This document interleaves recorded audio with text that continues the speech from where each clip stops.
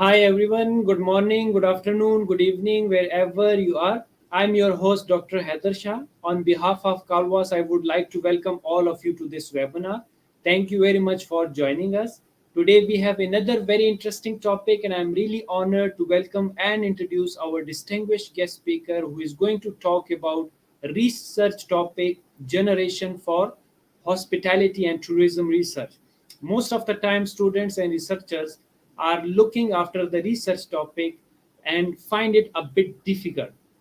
How to generate the topic and what things need to be considered, that you will come to know, since it's a really interesting topic, and I'm sure in this session you are going to learn so many new things and amazing things. So you will get the best insight, right guidance and suggestion about all these things, as we have an expert with us today in this session. So stay tuned, because an amazing stuff are coming ahead in this session.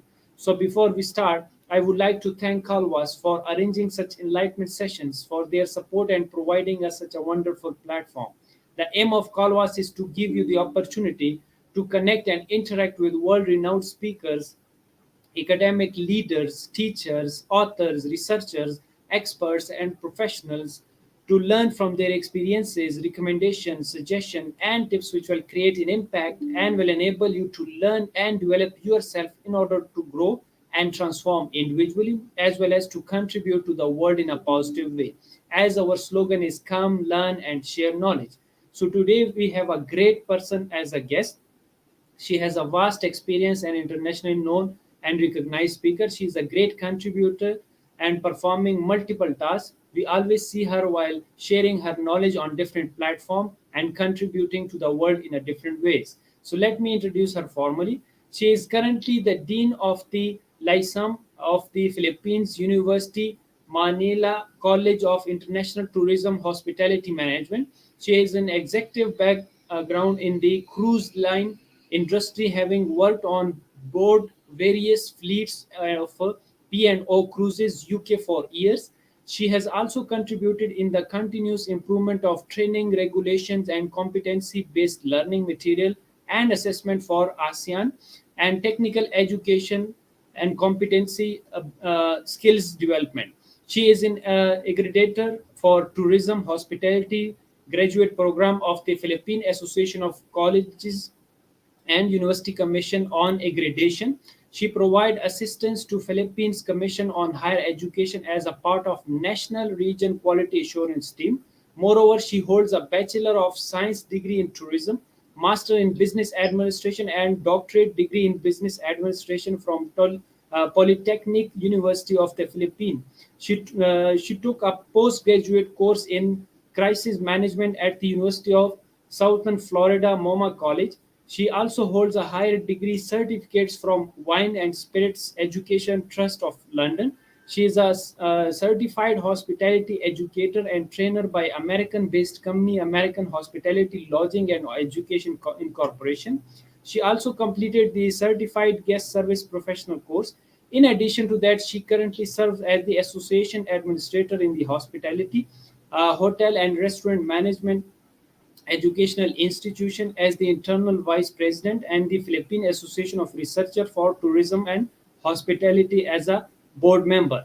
She is also a board of director of the International Center of Excellence in Tourism and Hospitality Education, an international accrediting agency based in Australia. She is the ASEAN Master Trainer, the first batch to represent the Philippine delegation, held last 2012, held at Bali, Indonesia.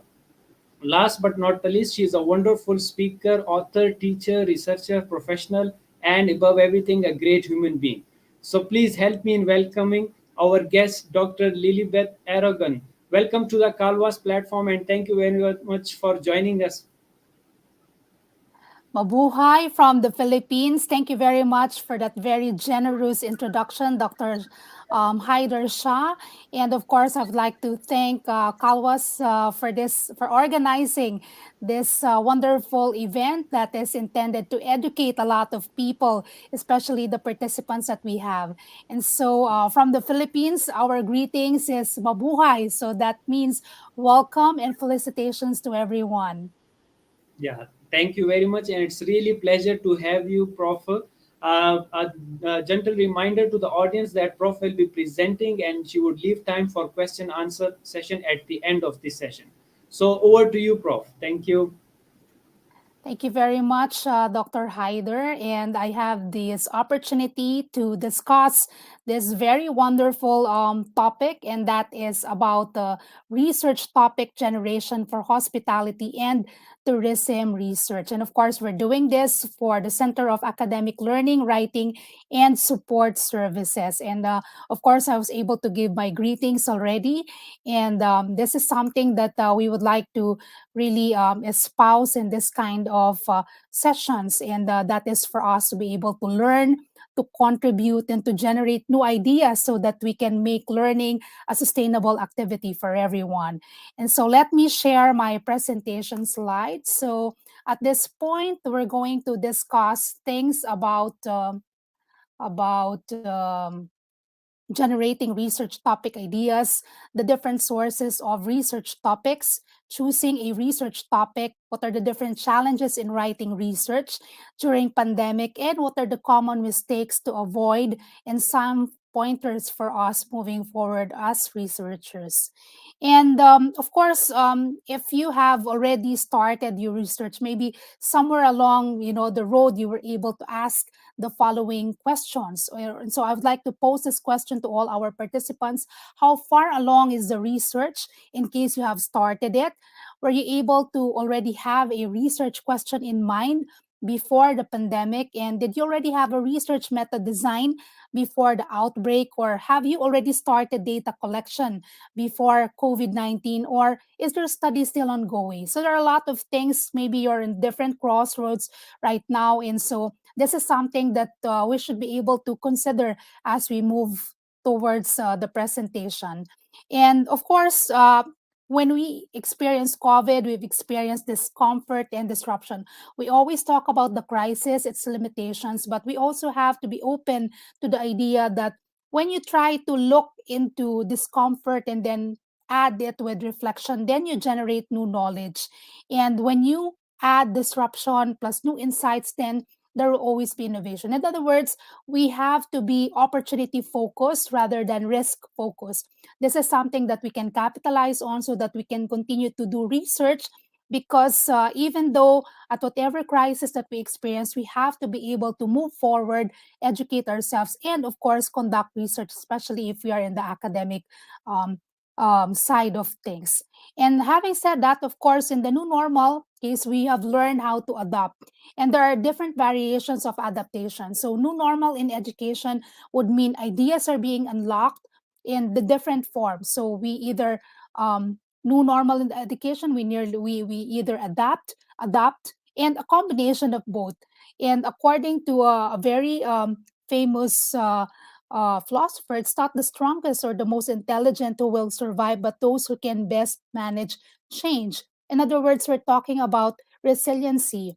We cannot just be put in a situation wherein we will not be able to get out, and then we will be constrained to do whatever things that we can. And so that is also the same with research. Even though we have had limitation in terms, for example, of data gathering, in terms of implementing the research, we always have a lot of concepts about research that we can implement with or without the pandemic. And so one very important starting point is for you to be able to, you know, think of the best topic, generate the best ideas, because whether we have COVID or not, there are a lot of limitations. And when we try to ask when will COVID-19 end, nobody has the answer. Although now I think it's getting better for most of the countries in terms of how it will end or when it will end, nobody knows. And so we have to continue moving. We have to still keep on doing research. And at the same time, we have to transition so that we can elevate the research in a more comfortable manner. At the end of the day, we produce output. Okay, so still, why do we need to conduct research? By conducting research, it will allow us to pursue our interests in a way that hones our problem solving skills, and it will teach us to learn something new. So nothing can be learned if you don't do research. And to be more specific, research is being done so that we can solve prevailing problems. So there are a lot of problems in our society. we can actually invent or reinvent new things or improve things that we currently have. Research is being done also to support development programs, especially in tourism and hospitality. Research is also being conducted to investigate an idea and at the same time to make an argument based from what the other scholars or what the other writers or researchers have written. So those are actually the reasons why we conduct research. And why is it so hard to write a research? Basically, to a lot of people, research is a completely new experience. And so we call them research natives. So there are some who doesn't really have an idea about what research is and what's the process involved. Some are already working on their own. Some have limitations as to time. Some are facing a lot of difficulties and pressure. And so a lot of people would lament it's very difficult to conduct research, but that is actually an impression that people would have. But there are a lot of ways so that we can embrace research, because research is actually a part of life, and we in the academic sector would always profess research every step of the way, because it's really part of the trifocal function. Of course, aside from the delivery of the instruction, we have to be involved in our community and extension, and at the same time, we have to ensure that we generate new knowledge, solve problems, and then at the same time, make you know each citizen benefit from the conduct of the research. And so, having said that, how to select a research topic, I think this is something that was given to me as a topic. And so, there are a lot of ways for you to be able to start research, but it's very challenging to start. And I can actually relate to a number of people in terms of how challenging it is. And so there are a lot of ways from where we can start to choose a topic. And at the same time, there are some pointers for us not to be lost in the choice of our topic. Number one, before choosing your topic, you have to ensure that this is not too broad. It has to be specific, so you can be more focused in the conduct of research. I'm going to explain more about that. And in the conduct of research, of course, researchers should know all the requirements. Like if you're a student in the university, there are requirements. If you are actually a degree or a graduate school student, then there's a separate list of requirements that you need to be able to fulfill. At the same time, you have to consider that the research topic should be relevant in your field of study. So if it's tourism and hospitality, the beneficiary of that output should also form part of the sector wherein you conducted your study. And of course, ultimately, this would have multiplier effect as to value and benefits. And another way for you to be able to make considerations in research is it should be aligned with current trends and hot topics. So later on, I'm going to give you a list of current topics that you may want to explore, or maybe you are already exploring these topics that you would just like to enhance, or maybe this is like a bulb of an idea that would suddenly pop up, and then you would realize, oh, I want to conduct something like that in the future. And at the same time, it's very important that there's an intention for you to solve a genuine or a contextual problem. Okay, so it's not just research, but you have to make things better for the community and ultimately to solve an issue or concern, or for enhancement or improvement of, for example, a process. It should be something that is researchable. Okay, so something that is already a given. So if there's already answers to it and there's really no concern, then that means it is not researchable anymore. And at the same time, of course, we would like to spark interest. Like if I'm a reader of your paper, I would like to be interested in what you have to say in your paper. So it should be very interesting, and at the same time, it should be relevant in your field of study. For you to be able to sustain your interest in your research topic, it has to be something of interest to you, something that that will not bore you, something that will not get you tired, and at the same time something that would something that you would have ease in terms of data collection, which is very, very important. A lot of research is being stalled or being stopped because there's really no way to collect data. And so that is actually part of the planning stage. And so it's your responsibility together with your supervisor or advisor to check the availability of data in terms of data collection. So there are a lot of things that you can think of when you try to take a look into the starting point, how to select a research topic. And I would like to give these three scenarios to everyone. So this could be you at certain crossroads. Number one, sometimes the supervisor would just provide you a general topic area from where you can study a particular aspect. Okay, in other words, your supervisor will already give you some of the general topics or idea about a particular aspect in tourism and hospitality, for example. And sometimes your supervisor will provide you with a list of possible topics to choose from. It's like a menu. So you will just get to choose which topic would interest you, and something that would make you realize that, oh, this is something that I would like to do or to accomplish. Or the supervisor may give you all the freedom, so you're free to choose, you're free to explore whatever topics that you would like to do. Okay, and so these are actually some of the scenarios. But at any rate, whether you are an undergrad student or a degree student or a graduate school student pursuing your master's or your PhDs, of course, a research is a requirement, and so it has to be done. Okay, and how do we generate a research idea? I think this is actually a very critical question. One of the most difficult aspect for a lot of students is generating a research idea. Research idea needs to be interesting and workable. What do we mean by that? It has to be something that would interest you as a person, and at the same time would connect you to the discipline where you're interested at. And at the same time, it should be workable, something that you can accomplish, something that has a timeline, and that you're seeing that you will be able to fulfill all of the requirements, and at the end of the day, there is actually an output that will be generated. Okay, and when crafting this research idea, you have to keep an open mind, because there are actually a lot of interface of topics to choose from, and you have to be able to focus and take one step at a time. Sometimes as a researcher, you are flogged with so many ideas. There are a lot of topics that you would like to do, and so all of these ideas can be cluttered. When we say cluttered, you try to choose a very good topic, but the scope is too broad, and then along the way there are a lot of crossroads, and then there are a lot of sub topics or sub research ideas coming up, and so it loses your focus.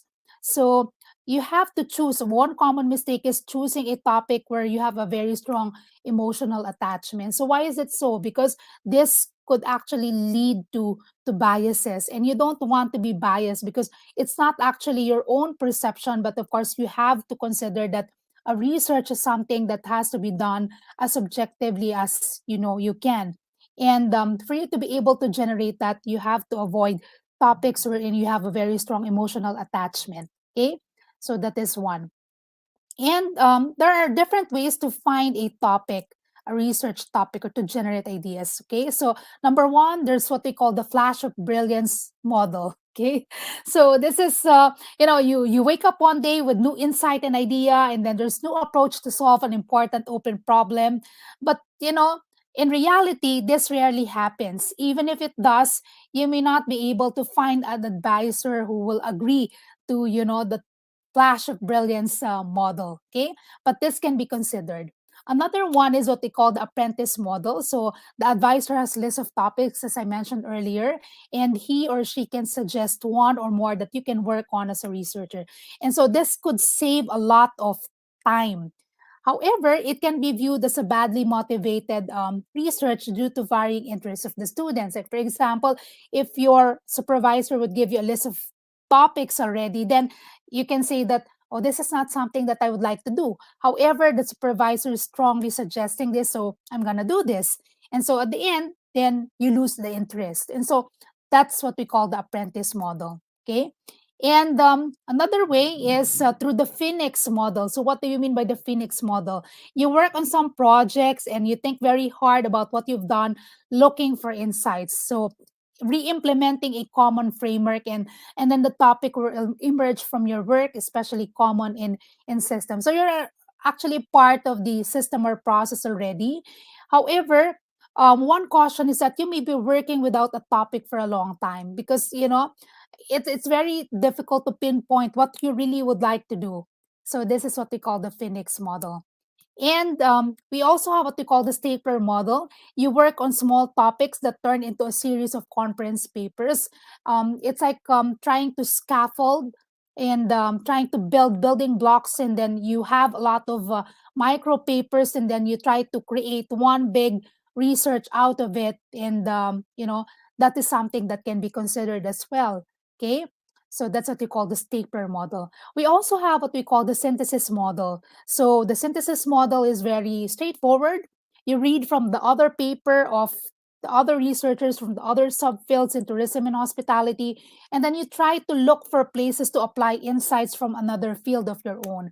So this is putting into context what others have done, okay, from your readings, and then at the same time trying to localize some parts of it and trying to custom fit it according to the model that you would like to implement. So one caution here is that you can spend a career reading papers. There's just so much papers to read, and you may not find any useful connection. So, however, if you're the kind of researcher or student who's into careful scrutiny of things, then I think the synthesis model is actually going to be very helpful for you.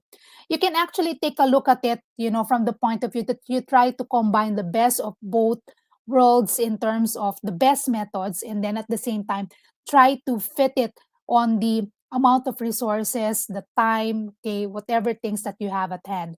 But basically, this is the phases of the research process that you have, that every researcher would pass through.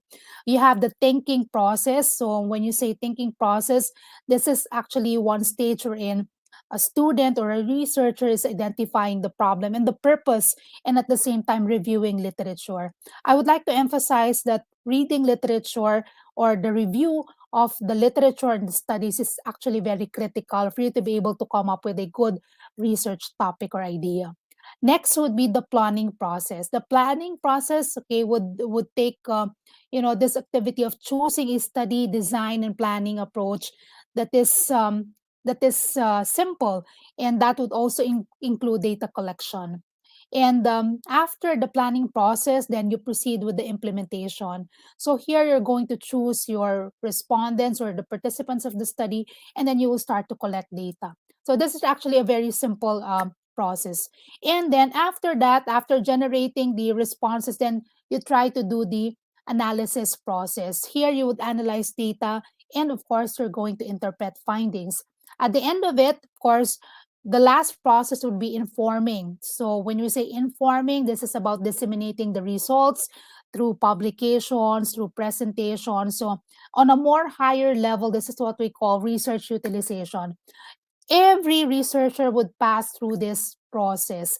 And normally, the thinking process is something that would take um, the hardest part in terms of the decision making, because in this process you would find the generation of your research topic and idea, and that is not an easy task. I would say it's not an easy task even for those who have experience writing their researches.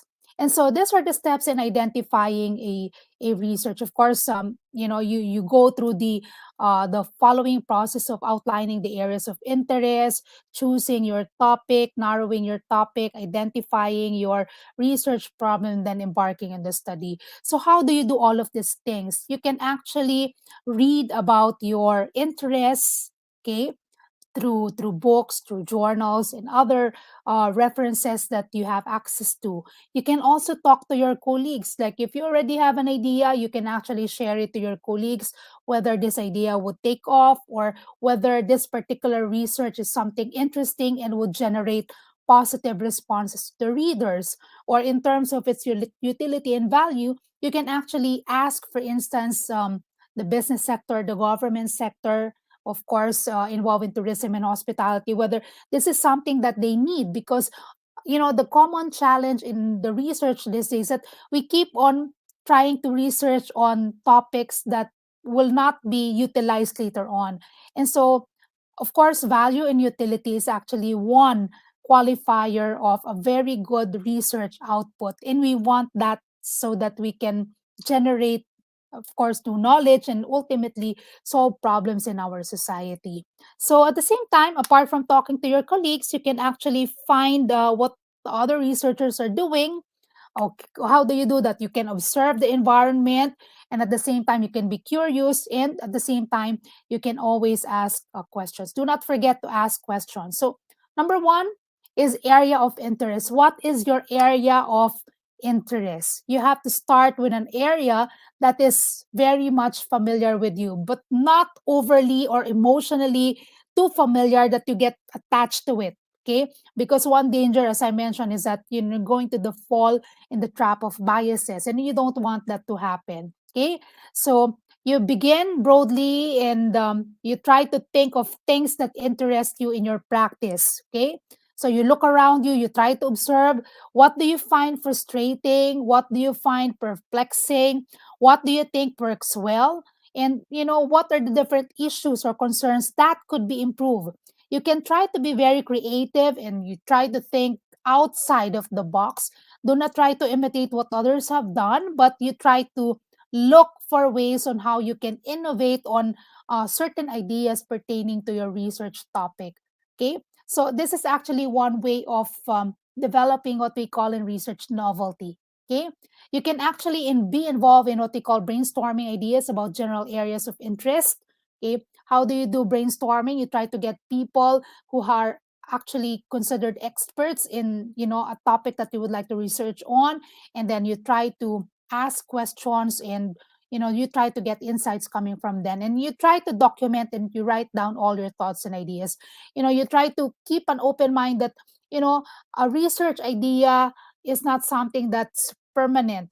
Sometimes you can have the best idea, but after talking to some experts, and by reading, observing, then you come to a realization that, oh, this is something that I should be trying to level up, or I have to scale it down a little, or I have to make some changes and improvement. So it is not something permanent, so but it has to be something that would interest you.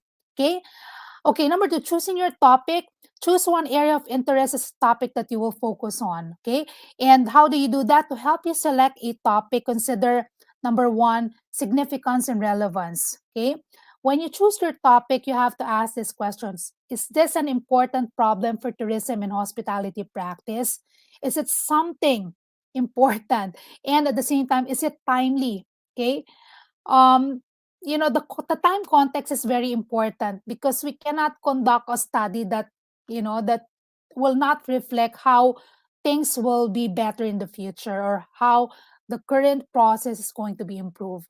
Okay, so time context is also very important. And at the same time, this is very critical as well. What's the gap? Okay, what is already known about the topic? You have to leverage, okay, if there are researches written about the particular topic that you would like to study, and have others already examined this issue. Is much more research needed in this particular area? You don't want to keep repeating or replicating a topic that's been done already by previous researchers. You would like to make your topic novel. You would like to make a topic that would make a difference in the lives of people, and, of course, the community, for example. And at the same time, the interest. Is it worth exploring?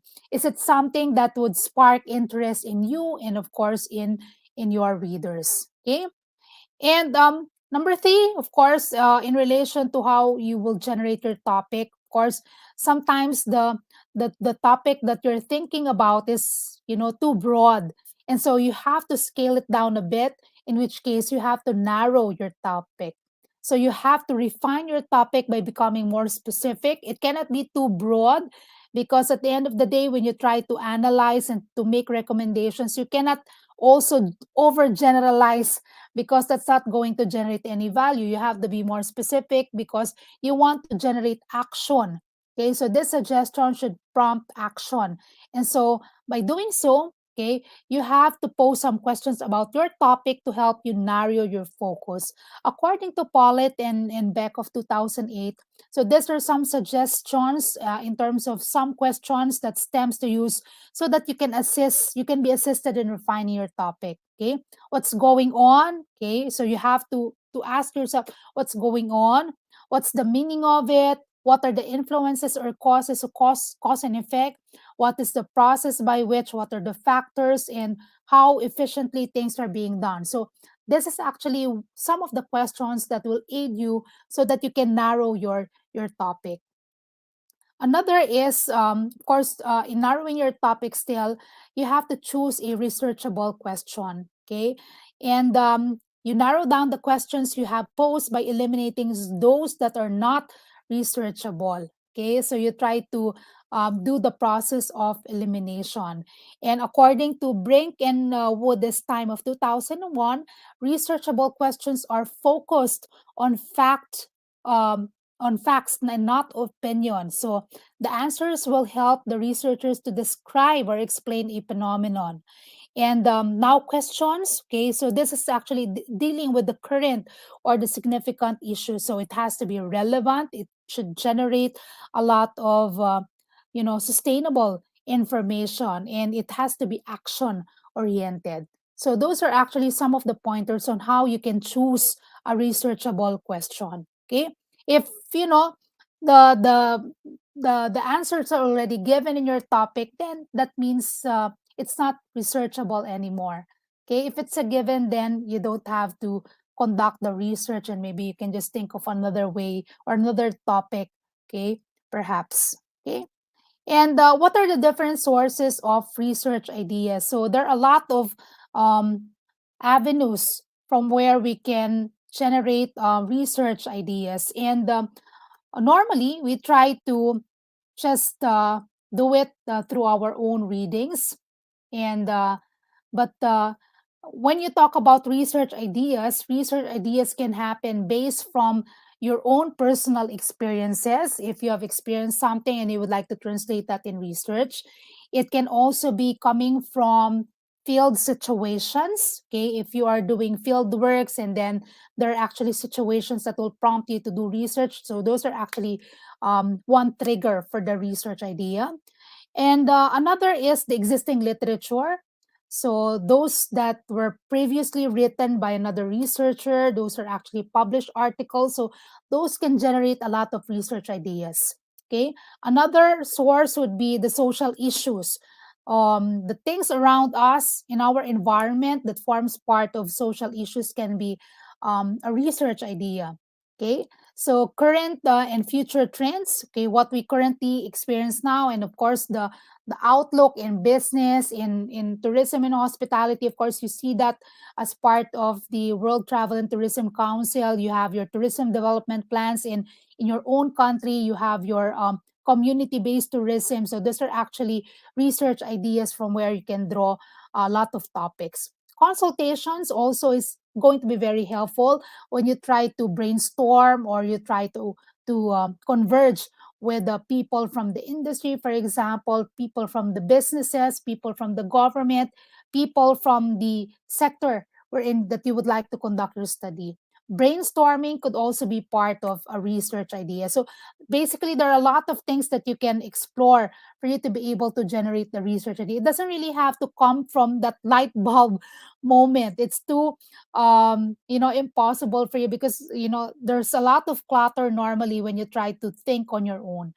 And normally, if you try to combine one or two ways so that you can source these research ideas, then you will be on a point wherein you will get a lot of insights, and then there will be clarity in terms of what you would really want to study. Okay. And I would like to give this very important point because as a student, of course, there are a lot of requirements when you undertake a research project. Okay. And of course, you have to understand the core component of what is being allowed and what is not allowed in your institution. You have to be in the know in terms of the different expectations and requirements early on so that you do not fall in the trap of, repeating aspects or parts of your research, and the worst of it is that the research will not be accepted. You don't want that things to happen. And so you have to know what are the core requirement in your program, in your school, as to, for example, originality requirements, of course. Ethics and originality and the novelty of the research topic is actually a very critical concern. Okay, and so you have to know the requirements about that. You also have to know the topic restrictions, like in case there are topic that's not going to be allowed by the institution, then you try to take a look at these considerations, because you don't want to end up being rejected, or maybe in the middle of it, the panel will not accept your topic. Okay, so you also have to know things about the data requirements. So how are data being processed, and what are the different data considerations, and even the methodology that you will use. Okay, and most importantly, what are the different ethical considerations, because you don't want to be accused of violating this. It's good that you produce a research output, but it has to be ethical, and of course following all of the rudiments of research in terms of ethics and confidentiality. Okay, so that is something that you have to be grounded at. And of course you have to familiarize yourself with the basic research process. This is very critical, because you will not be able to get far in the conduct of research unless you know and familiarize yourself with the basic process. Okay, and normally what's the research process? Of course, research problem identification, then you try to review the literature, and then you try to look at your methods, you try to analyze, and then you put on suggestions and recommendations, and the different things that will aid you in terms of familiarizing yourself with the basic research process.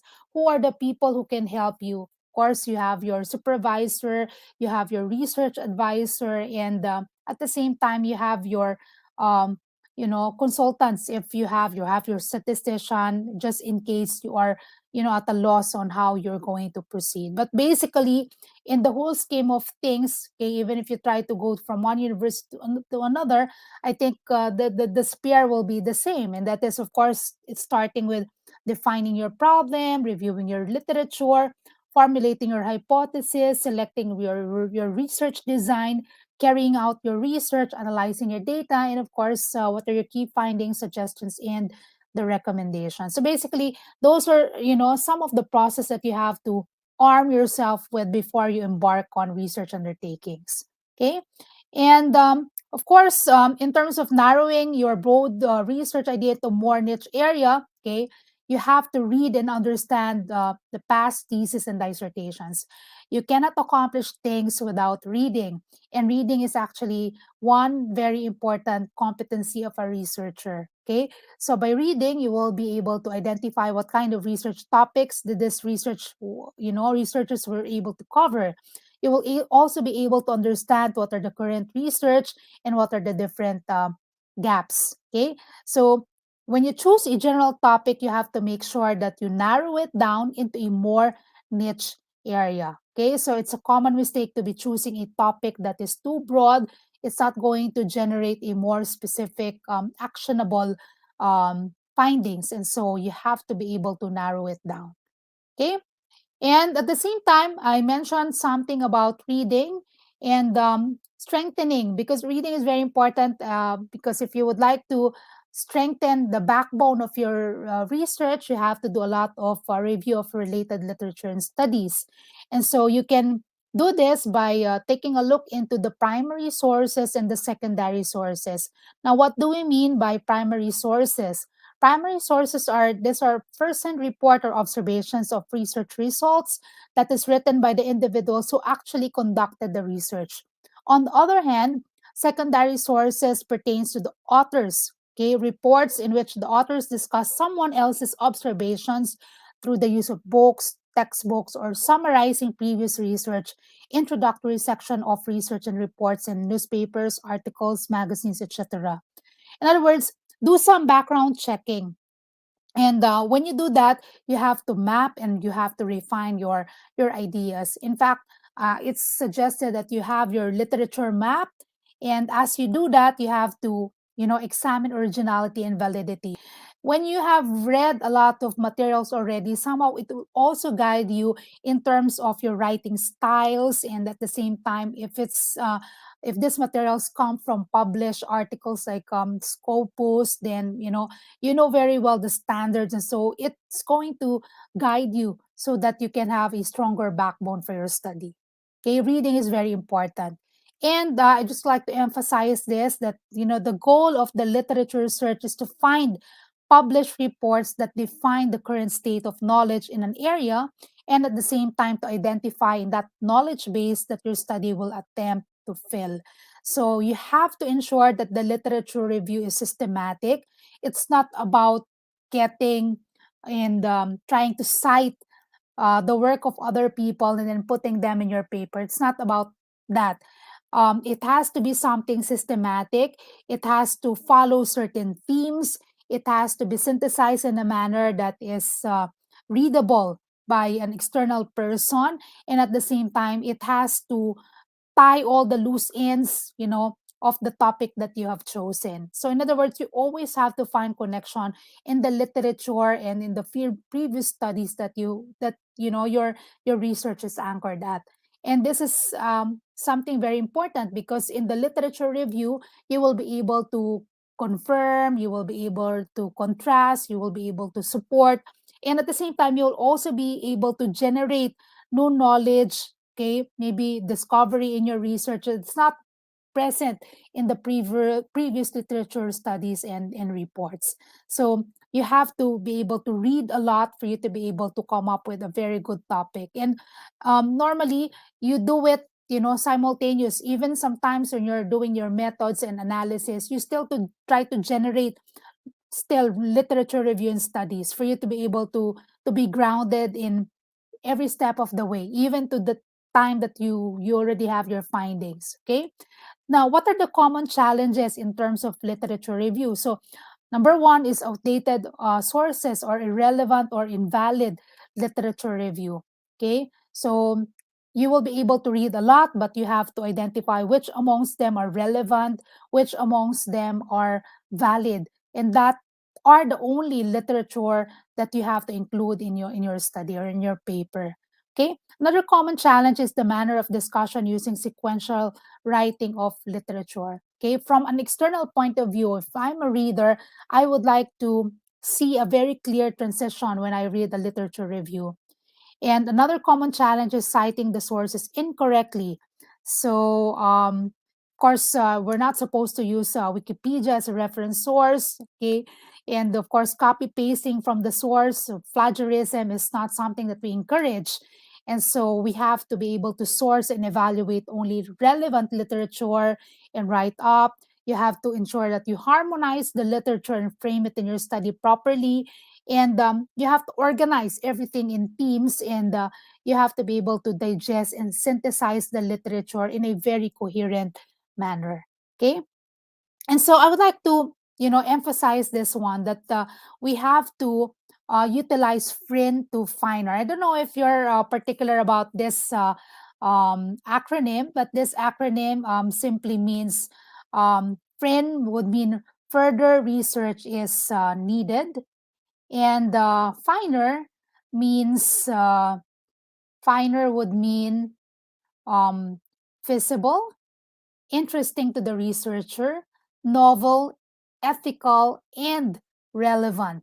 Okay, so these are actually stronger. Okay, finer is stronger than the friend, because when you say friend, okay, further research is needed. So, what are the gaps? Of course, as a researcher, you don't expect that what you've done is already perfect. And so, you have to refine it. And in refining that, you have to come up with something that is feasible, interesting to the researcher, novel, ethical, and relevant. So, how do we leverage feasibility? We say that it is feasible when, you have the control over the scope, the time, the money, and the expertise. If you have it, then that means it is feasible. It has to be interesting. So for us, for it to be considered interesting, it has to be highly significant. Okay. It has to be novel. So when you say novel, it can confirm, refute, or extend previous findings. And you say that it is ethical if it passes through an institutional ethical review process, meaning to say there is actually a committee that will give you a go whether ethically your paper is acceptable. And at the same time, it should be relevant. When you say relevant, it can contribute to the field, it is acceptable, and it is also applicable. So utilizing friend to finer. So that's what we call it. Okay. Now, what are the different common mistakes? Okay, I would like to highlight this as well. Common mistakes that choosing a topic that is not doable due to lack of data or information. Sometimes the topic is very interesting. However, there's lack of data or information. And so this would be a bottleneck as you do or as you conduct your research. Okay. Another common mistake is choosing a topic that is too general and broad.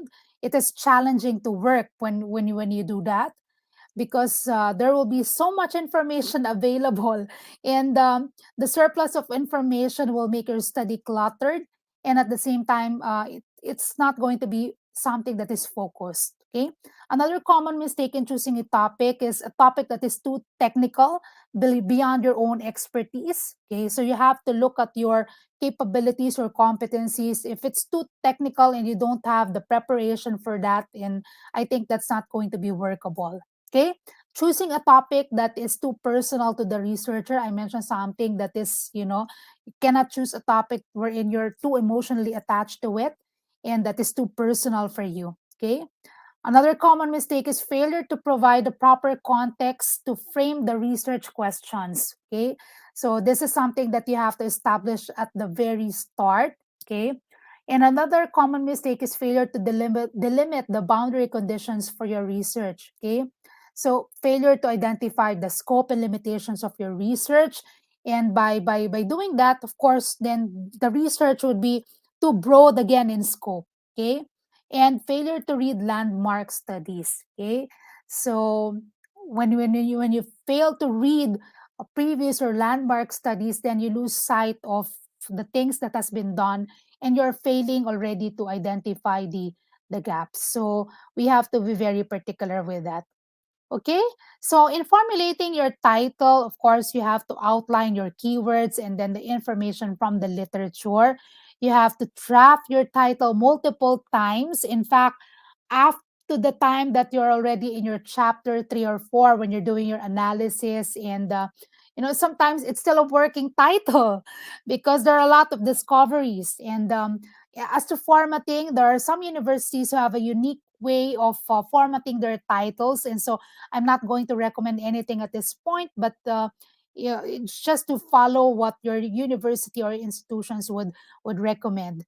And of course, surveying, soliciting feedback among experts, and that is actually something um, very critical, because when you try to solicit feedback among experts, then you try to identify, oh, this is something that is written so bad, and so you can already make adjustments in your title. So title should be reflective of the problem under investigation and the variables of the study. Okay, and normally, this is the first stage of the research proposal or your thesis or dissertation, and it is called the proposal stage, and it varies from country to country, institution to institution. But normally, the proposal would contain the chapter 1, 2, and 3, the problem, review of related literature, and research methodology. Again, institutions would have varying format as to the structure of their research. Okay, I want to give this example. Okay, and so when you try to frame your background study in a problem statement, and this example is okay, I'd like to focus on this one. Imagine a friend who runs to you with a very long story that you find difficult to understand why he is telling you that and what he intends to do. At the end of the story, you are likely to surprisingly ask him, and so what? Okay, the answer he gives to your question, and so what, is referred to as a problem statement, and the long talk is the background. So again, you see the connection of the background of your study, your problem statement, and of course the title of research. Those are actually clearly linked to each other, and so you have to make it very precise, you have to make it very straightforward, and at the same time you have to avoid confusing statements in your title. And so having said that, of course, I would like to be more precise with all of the pointers that I gave. So these are the points to consider in finding and developing a research topic. So ask these questions, okay? Again, in synthesis, can it be enthusiastically pursued? Ask your question. If you already have a topic in mind, ask this question. Can interest be sustained by it? Will you be able to sustain your interest? Is the problem solvable? Is it worth doing? Will it lead to other research problems? In other words, are there going to be any research problem that's going to be uncovered in your paper? Is it manageable in size? What is the potential for making an original contribution to the literature in the field? In other words, we're trying to question here the contribution of your research topic in your field in tourism and hospitality. If the problem is solved, will the results be reviewed well by scholars in your field? Ask yourself these questions. Or are you or will you become competent to solve it? Or by solving it, will you have demonstrated independent skills in your discipline? And will the necessary research prepare you in an area of demand or promise for the future? I think these are really valid questions that hopefully as a researcher you will be able to answer. So that is actually a very important guide so that you can formulate your research topic. And so of course, in the course of your research, you have your introduction. Of course, you know what an introduction is. The purpose of this section is for authors to briefly introduce the subject, including the purpose of the study. Okay, so as a tip, you have to write strong thesis statements by providing compelling reasons why you are conducting the study. So, in other words, you have to provide a strong justification why the study is needed, and you have to be brief and clear and concise. Avoid long paragraphs and ambiguities or confusion. Be precise, and then at the same time be focused on what your study would want to achieve. Okay, so these are actually the background study, and before you formulate the problem statement, a brief background is usually given. So it would give your reader the general definition of a topic, the historical basis of the problem, the efforts made towards addressing similar problems, and the other things that you have to collectively gain. And these are the common mistakes. I'm going to be, let's just pass through this. And background that is too long or too short, background that is ambiguous or confusing, background that discuss unrelated themes, and background that is disorganizedly written. Okay, and so the problem statement is the masterpiece of your proposal. Okay, so your research problem statement is the foundation and the focus of your research report. And so you have to construct your problem statement in a way that it relates to your research topic. Okay, and so these are actually some of the common mistakes. As I mentioned, no cited literature as foundation for your research. The literature reviews and focus, and it's poorly worded and ambiguous, and there's no research gap that is identified. Research gap is actually very important. This justifies that your study is worth pursuing. So you have to be clear, and you have to ensure that the topic is researchable and it addresses a problem. Okay. Now, these are actually some topics of interest. I understand that the audience would be composed of tourism and hospitality enthusiasts. And so these are actually some of the topics of interest that I don't know if you have it already. You may want to classify or put focus in this topics of interest. I'm just giving it to you because during the past 2 years, these topics are hot topics that can be considered in research, and that would generate a lot of impact in the community, of course, in tourism and hospitality. First one is you have smart and innovative tourism development. You also have recovery studies or recovery from the pandemic, and then you try to contextualize it in your local or your area. And another topic of interest is about tourism resiliency. Okay, crisis innovation. Okay, so a lot of things. I think there are a lot of funding agencies that would uh, give support when you propose a study about crisis innovation. And of course, we have promoting sustainable tourism development. This is anchored in the Sustainable Development Goals, or the SDGs. It's also very interesting to study about emerging skills and competencies across tourism and hospitality sectors, like, for example, new competencies and at the same time hard to fill jobs, for example, in the industry. So those are actually very interesting. And another topics of interest could be creating synergies and partnerships across tourism sectors. So convergence, alliances, partnerships, linkages. So those are actually some topics of interest to you.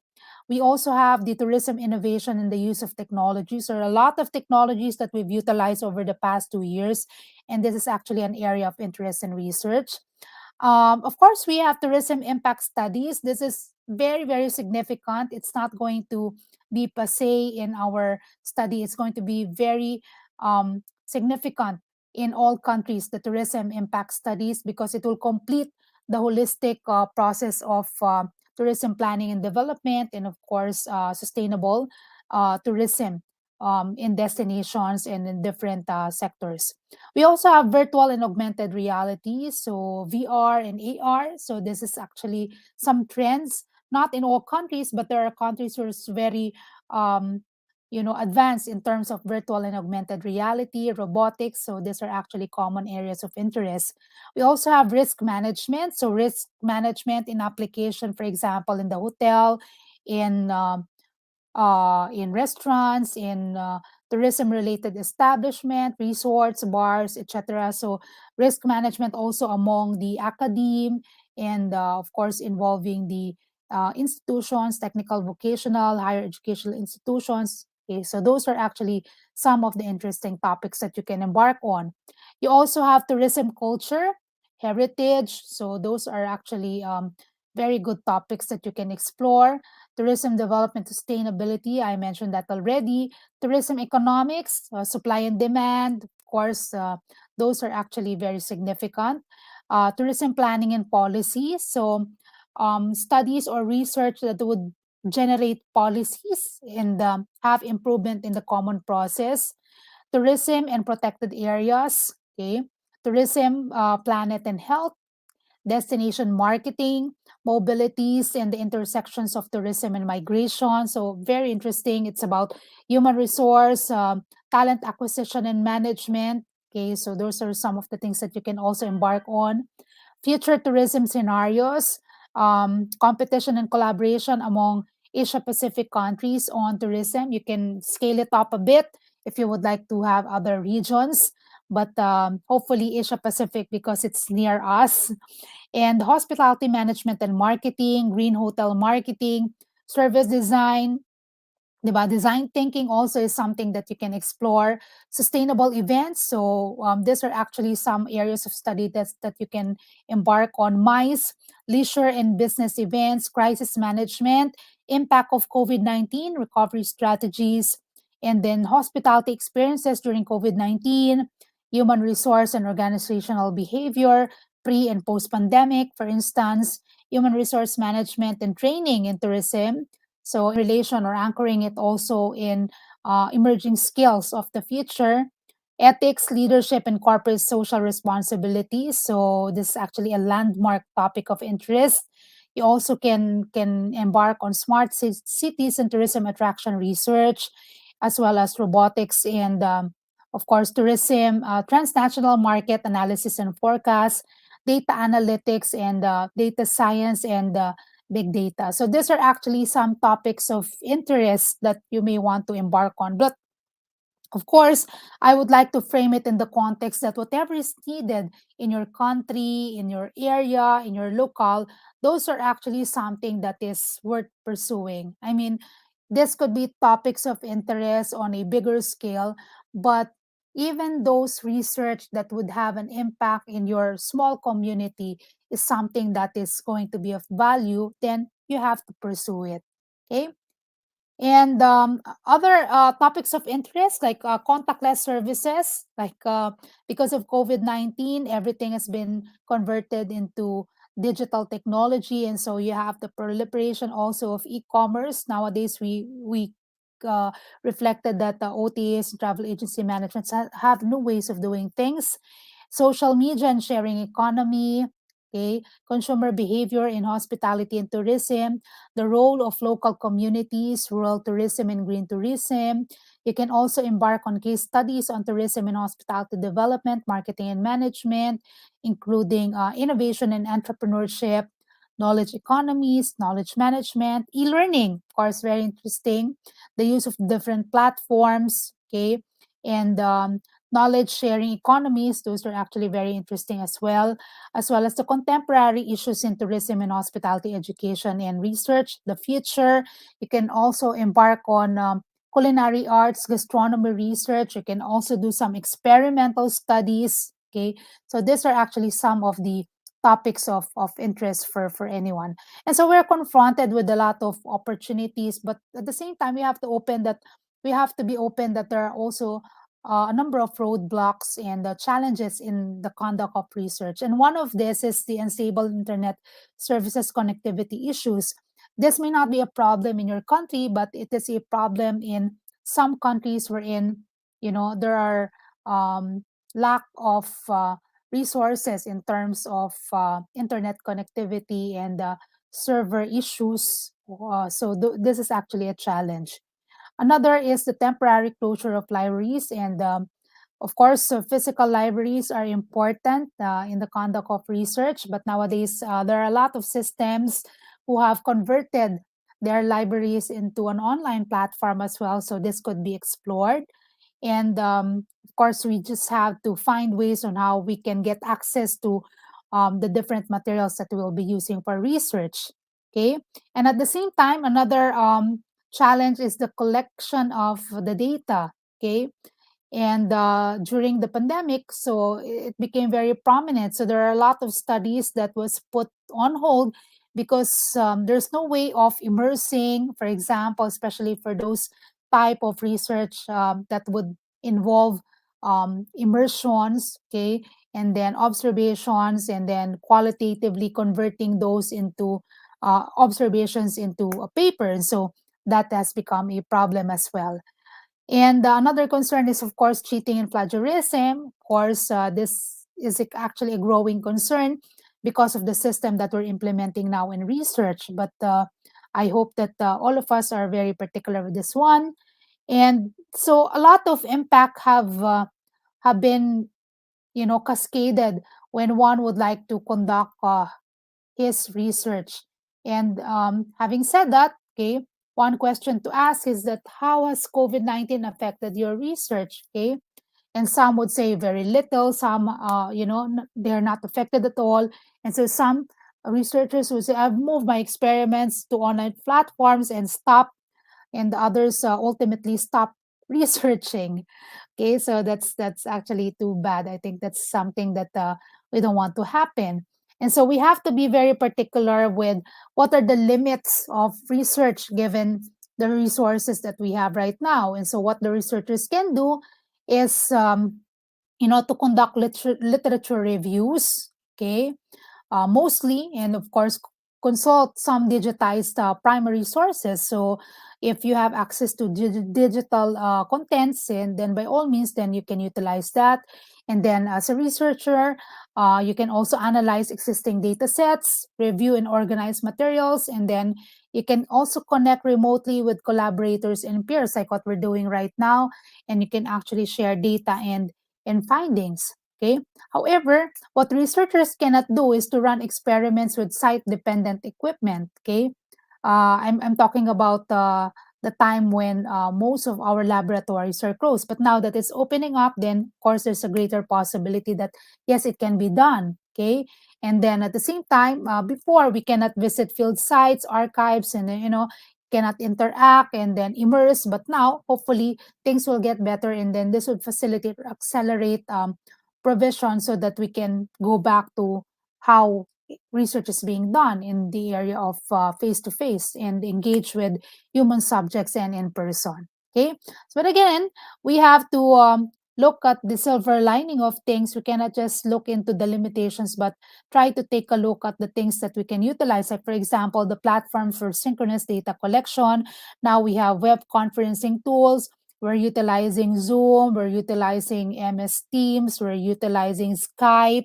And so you can actually, you know, collect data, okay, synchronously, okay, using these platforms. You can conduct your focus group discussion. You can actually have an interview utilizing this platforms. And at the same time, you can also utilize platforms for asynchronous data collection, like, for example, utilizing SurveyMonkey, Google Forms, MS Form, Typeform. So, for example, you would like to float your questionnaire. So these are actually some of the tools that you can use. Okay.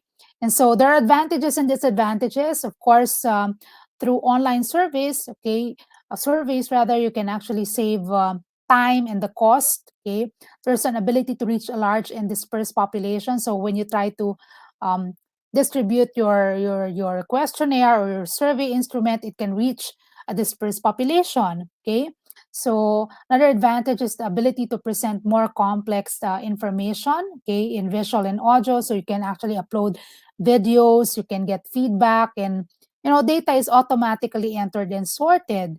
And you can ask a range of questions, and it's easy to track responses in terms of sorting, in terms of tallying. Then you have a system for that if you do an online survey.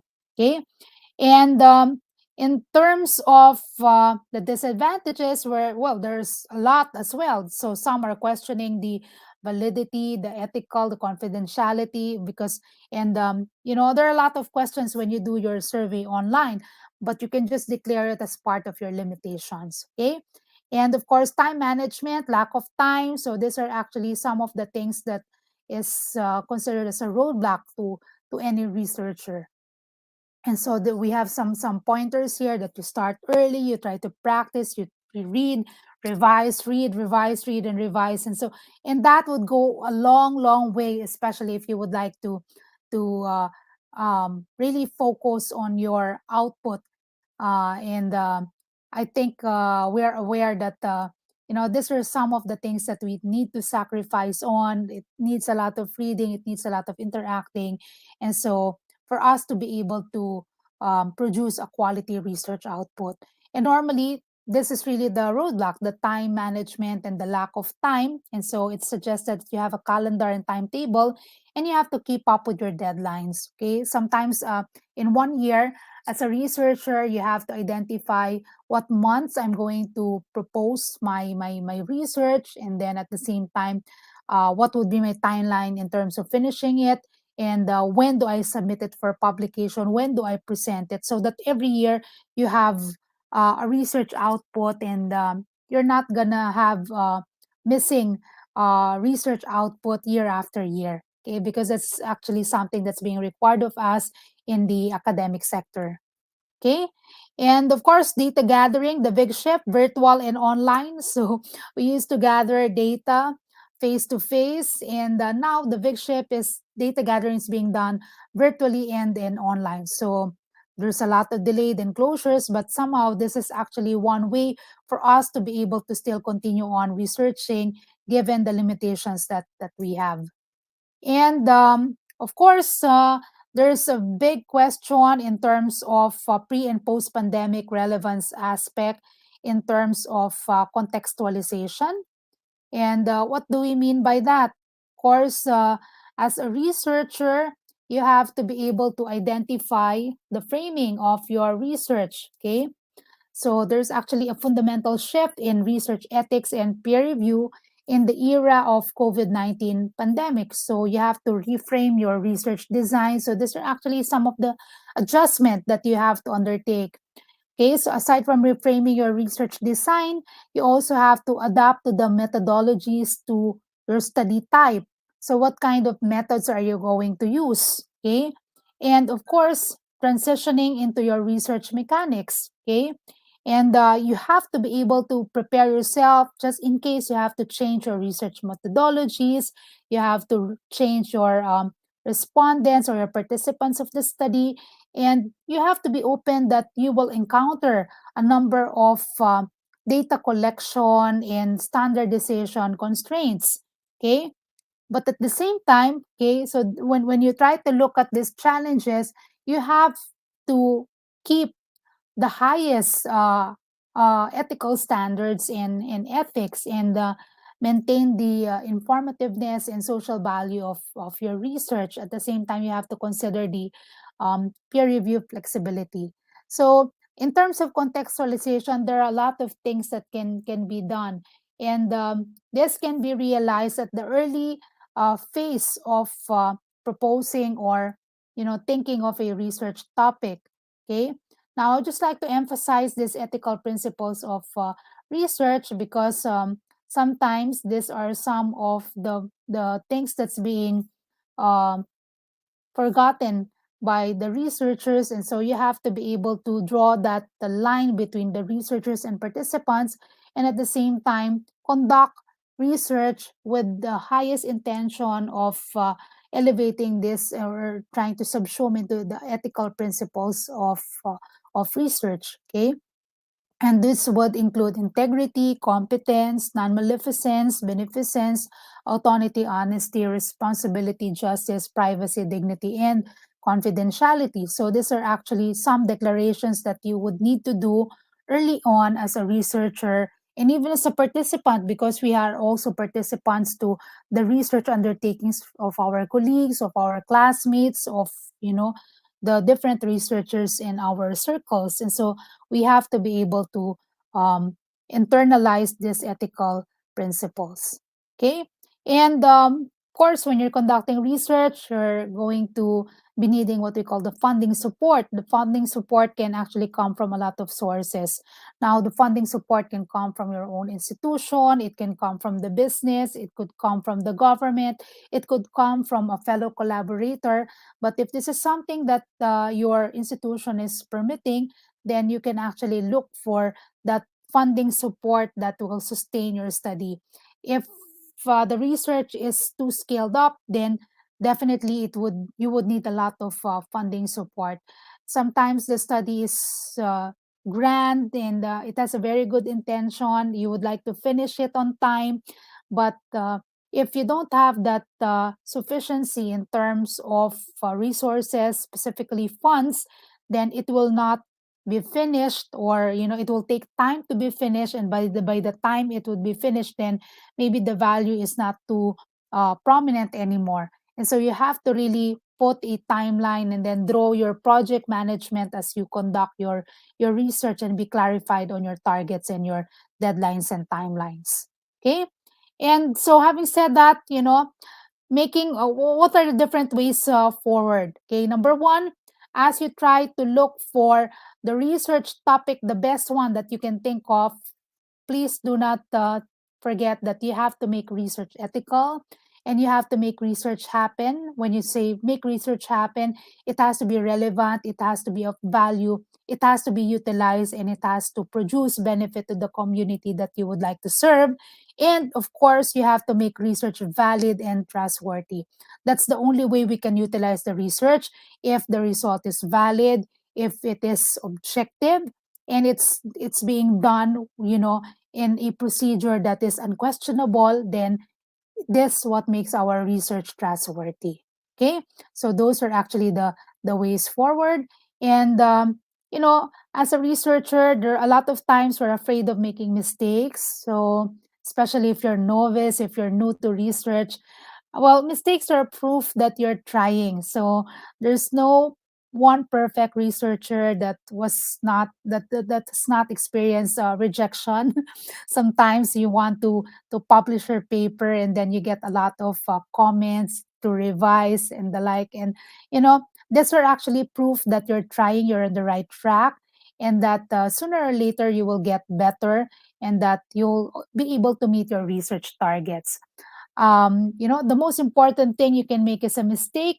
You cannot learn anything from being perfect. And in fact, there's no one here that is considered perfect. And so that is actually one way as a researcher to keep you grounded, keeping in mind that there are varying perspectives when you talk about research. And, as varied as it is, there are a lot of conflicting ideas, and that's what makes research more exciting.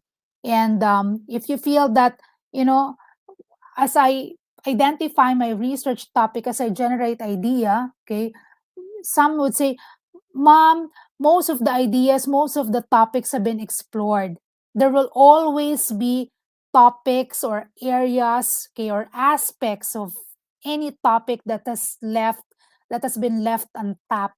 Okay, so there's always things to explore, and we will not run out of research topics.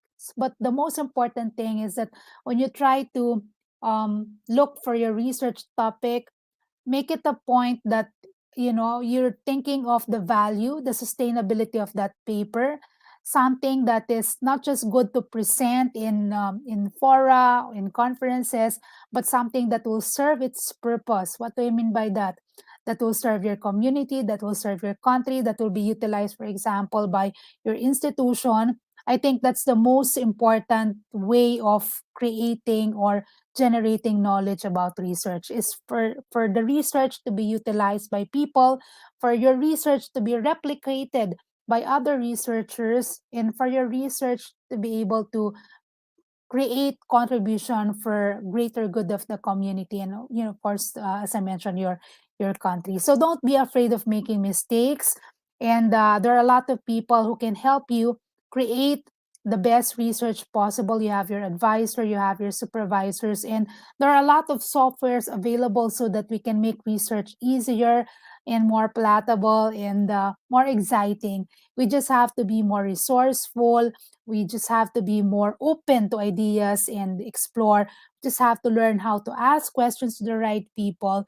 And ultimately, the research will not just be a requirement, but it's going to create a mark that you have already contributed something in your industry, and that it's going to stay on, and it will be utilized by people, and it will be appreciated by those readers. So that's the value of making a research paper.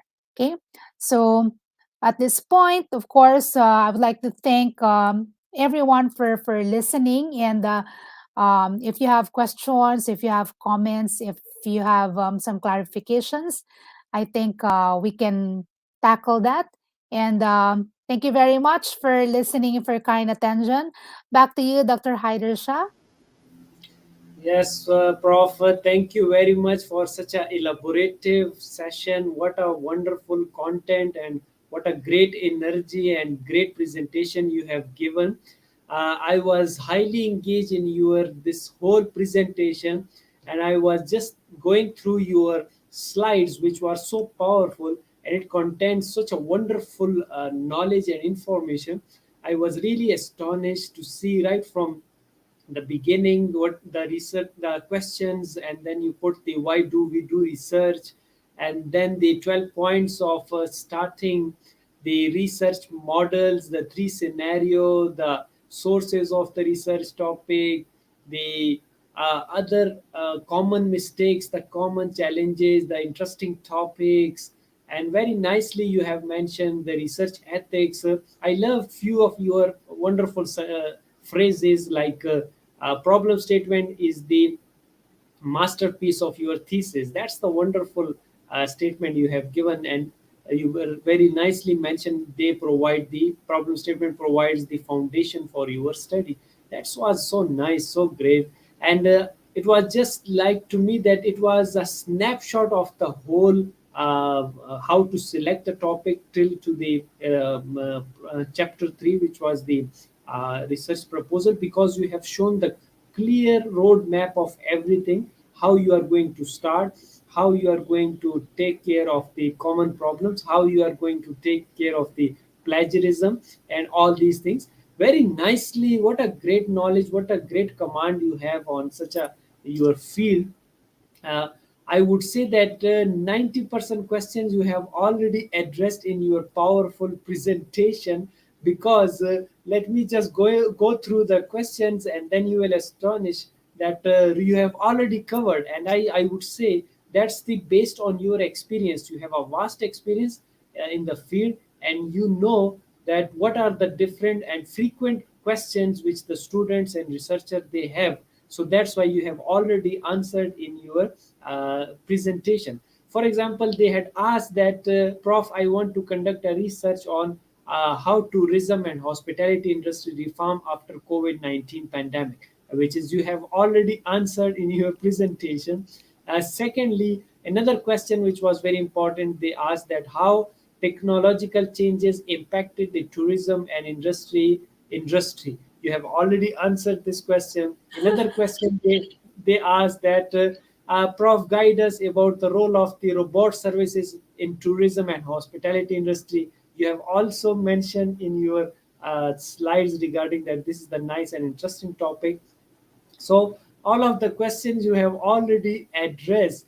There is one another last question which I would just ask, which is again related to the technology, and you have covered. But since this student wants to ask that, Prof, guide me that the topic which I am going to select is human touch versus artificial intelligence in hospitality industry. What do you think of this topic? Is it good for the PhD work? Yes, please. Dr. Haider, I think that is going to be a very exemplary topic because when you talk about tourism and hospitality, this is an industry that is high touch. When we say high touch, we capitalize on the hospitality and, of course, personalization of experiences. But now, with the advent of technology and artificial intelligence, there are a lot of ways from where humans may not be able to conduct these experiences on a more personalized manner. And so there's actually a varying degree of how the customers will be able to receive the services in tourism and hospital. That's actually one dimension.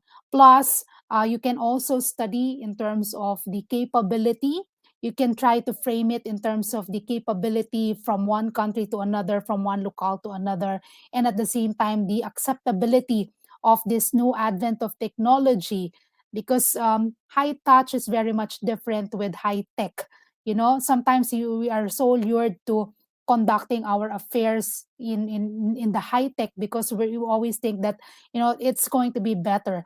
But on the perception of the end users, the consumers, the customers, the patrons, the guests, is it something that they prefer? I think those actually highlights of the research topic, on a bigger umbrella will cover a lot of things. So I think that's going to be very relevant and that's going to be very interesting. So if you would like to pursue that, of course, I hope that you're prepared to embark on that. It's going to be something that is very relevant, very exciting, and at the same time will provide value to the industry, and of course also to the human capital, because when you talk about being high tech, there's an interaction of the machineries, and so will that impact the acquisition of talents, the human capital? What are the different opportunities that will be barred? There are a lot of things that can be studied. That's actually a very bright question, and there are a lot of stems of perspectives, and we try to segment it into various research projects. So that's going to take off. I think so. I believe Yeah, so, Dr. Hyder. yeah, wonderful answer. Thank you very much. And really, very nicely, you have mentioned that yes, it is going to be a wonderful topic. And when I saw this question at that time, I realized that it was a wonderful topic, and I believe it is going to be a hot topic, and it will be published in very wonderful journals, high impact journals. And that's the recommendation of yours as well, which is very nice. At the end of the session, Prof, we ask each our guest that, what is your message to the world as a teacher, researcher, trainer, learner, and professional? Yes, please. Thank you so much, Dr. Haider, for giving me some time to deliver this message on behalf of Kawa's channel. And of course, through your invitation, I'm very pleased and I'm very proud to be delivering this talk to the students who would benefit. And what I can just contribute, or what I can just leave as a final message for all the students, that you cannot really pursue something that you're not passionate about. And so keep your passion and spirit high, and in whatever things that you would like to pursue, give it your best. Be the best version of yourselves, and then try to do things as excellently as you can. And at the same time, in trying to make better outputs for yourself, please do not forget your community, your family, your country. Try to pass forward all of the things that you have learned, so that the people whom you're sharing these blessings to will also realize that, in order for us to create a world that is grounded with sharing and caring for each other, it has to start from one individual to another, from one country to another. And so networking and linkages is also something very critical. You can talk about competencies, you can talk about intelligence, but if you don't have a heart who's willing to share, and if you don't have a passion so that you can influence a community, so that we can all be kinder to one another, and at the same time be more giving in terms of what we have, then I think we will all be considered good people. And of course, we need good people in the tourism and hospitality industry. And never stop learning. Espouse lifelong learning. Life is all about learning and sharing. And compared to the things that we know, even if you're an accomplished professional like my friend here, Dr. Haider Shah, compared to the things that we know, there are still a lot of things that we can learn from each other. So keep an open mind, keep an open heart, and at the same time, try to make living as excellent as trying to share and trying to give back to the society what support has been given to you. Pass it on forward, and at the same time, try to be a good influence, and then we take care of each other, look after each other. And as we go along the way, we try to find ways so that whatever things that we have gathered, we give it back, as so that we can complete the wheel of sharing. Okay, so I think that's my message for all the students. And at the same time, I hope that you will pass all your requirements in your respective subjects, and that you will do good in your masters, in your PhDs, and that you'll be successful in your respective careers in the industry. Yeah. Thank you very much for such a wonderful message to the world. And I again really love the way you communicated. You covered almost wonderful aspects of it, contribution back to the society, to the community, to the world as a global citizen. Contribution is the best thing. And I love your another phrase, which is wonderful, that complete the wheel of the sharing the information. That is the wonderful thing. Once we share, they say that we grow when we share our knowledge. So together we grow, together we will have a better planet to live and to pass on to the upcoming generations. Very nice. Thank you very much for such a wonderful message and for wonderful content and powerful presentation. Please do follow our distinguished guest speaker through her research work, and you can email her for future learning and guidance. She is very generous and always ready to help the people. Moreover, powerful content and wonderful explanation, which the guest speaker has already elaborated, will help you to learn and develop your understanding regarding how to select the research topic appropriately. So that's all we have time for today. Thank you once again, Dr. LILIBETH Aragon. And I would also like to thank our audience who joined us. If you have any additional questions about the information shared today, please email us or connect to the speaker directly through her email or social media account. Thank you all for your support and liking our sessions. Stay tuned as many sessions are on the way. Please do not miss any session, and until next session, take care of yourself.